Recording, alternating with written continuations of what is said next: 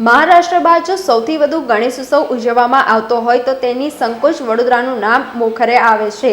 10,000થી પણ વધુ ગણેશ મંડળો વડોદરામાં અત્યારે વિવિધ ગણપતિ બાપાના વિવિધ ડેકોરેશન વડોદરાવાસીઓને 7 સપ્ટેમ્બરથી નિહાળી શકશે। તે અગાઉ વડોદરાના જાણીતા અને માનીતા એવા મનમોહન સોસાયટીના વડોદરાના રાજા ગણપતિ બાપા આગમન યાત્રા નીકળી હતી, જેમાં મોટી સંખ્યામાં સોસાયટીના રહેવાસીઓ તેમજ ભાવિક ભક્તો જોડાયા હતા।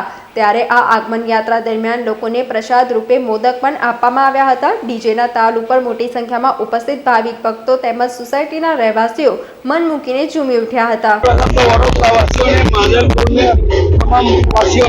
જય ગણેશ। આ વડોદરાવાસીઓને આમંત્રણ આપવામાં આવે છે। વડોદરાના મહારાજાનું આગમન થાય છે, દર વર્ષે નવું થાય છે, એ લોકોને આતુરતા હોય છે। આપ જોઈ શકો છો કે આ વરસાદ પડ્યો છે, છતાં પબ્લિક દર્શન માટે હજારો સંખ્યામાં પબ્લિક જે આવી છે એ બધા તમામનો આભાર માનીએ છીએ।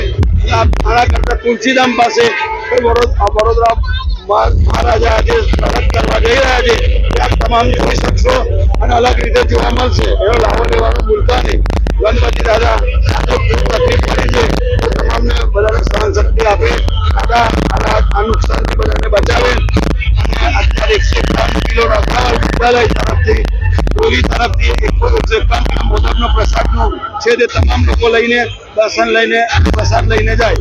1988 કરીએ છીએ અને આ ગણપતિનું ડીજે વડોદરામાં સૌ ચાલુ અમે જ કરેલું હતું અને તમે જોઈ રહ્યા છો કે કેટલી બધી તકલીફ પડી રહી છે અને અમે દર વખતે મહારાજાની સ્ટાઇલમાં લાવીએ છીએ અને મહારાજાની સ્ટાઇલમાં બેસાડીએ છીએ।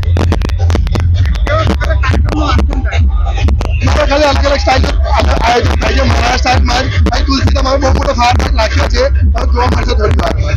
7 તારીખે સ્થાપના થશે। 7 તારીખે બધાને પધરાવા અમારે નવ આગળના આશીર્વાદ છે, બધાની ઈચ્છાઓ પૂરી થતી હોય છે, એટલે બધા બહુ લોકો બહારથી પણ આવે છે અમારા આગમનમાં, એટલે બધાની મનોકામના બહુ પૂરી થતી હોય છે।